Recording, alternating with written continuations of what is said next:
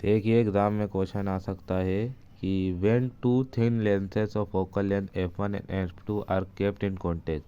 जब कोई दो लेंसेज आपस में चिपका के रखे जाते हैं तो उनकी फोकल लेंथ f1 और f2 होती है।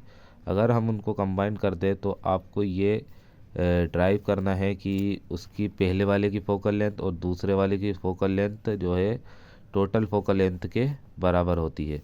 तो हम ये कैसे करेंगे, आइए देखते हैं।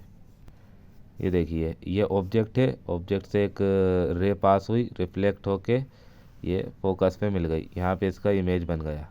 ठीक है, अब ये जो इमेज बनी है वो इस वाले के लिए ऑब्जेक्ट का काम करेगी। तो यहाँ से भी एक रे निकलेगी और यहाँ पर ये दूसरे वाले लेंस से रिफ्लेक्ट होके इधर नहीं जाएगी, ये इससे रिफ्लेक्ट होके यहीं पे इसके साइड में ही गिर जाएगी और यहाँ पे इसका इमेज यहाँ पे बनेगा।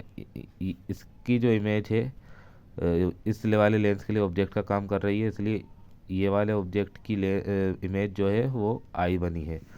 अब ऑब्जेक्ट से सेंटर से लेकर तो ऑब्जेक्ट की डिस्टेंस को हम यू बोलते हैं और सेंटर से लेकर तो इमेज की डिस्टेंस को हम वी बोलते हैं। यहाँ पे हमने v1 इसलिए लिया है पहले लेंस के लिए क्योंकि i1 है तो उसके सिमिलरली v1 ले लिया है। अब दूसरे वाले लेंस का ऑब्जेक्ट डिस्टेंस हमने v1 ही लिया है क्योंकि दूसरे वाले लेंस के लिए ऑब्जेक्ट का काम फर्स्ट वाले की इमेज कर रही है, इसलिए हमने ऑब्जेक्ट डिस्टेंस दूसरे वाले लेंस के लिए भी v1 ही माना है।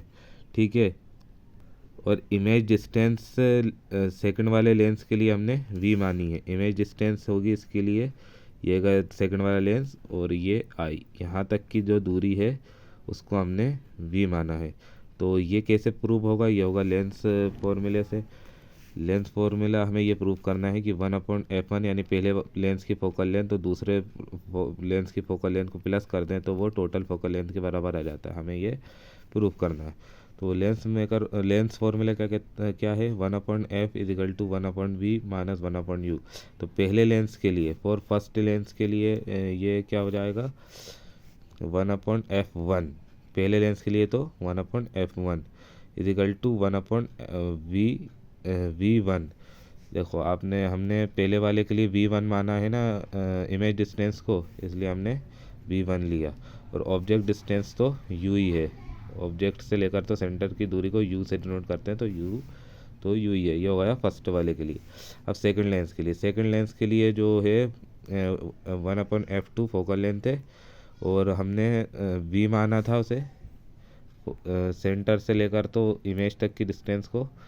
ये सेकंड वाले लेंस की सेंटर से लेकर तो इमेज तक की डिस्टेंस को हमने v माना था, इसलिए हमने 1/v लिया। फिर हमने ऑब्जेक्ट डिस्टेंस इसकी ली थी v1, तो इसलिए ऑब्जेक्ट डिस्टेंस को हमने v1 से डिनोट करा है तो 1/v1 आ गया। अब इन दोनों इक्वेशन को हम ऐड कर देंगे।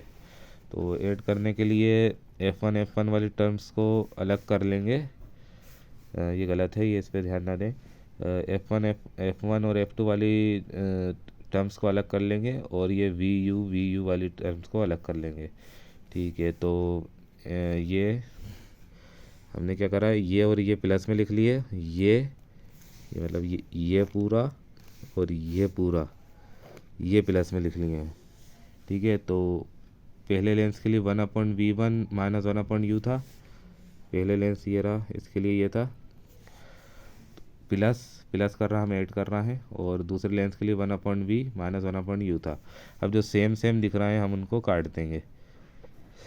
1/v1 हाँ जैसे यहाँ पे ना 1/v1 और 1/v1 हमने काट दिए। अब यहाँ पे क्या बचा 1/f प्लस 1/f1 और ये 2 है बराबर आ गए माइनस 1/u प्लस 1/v के।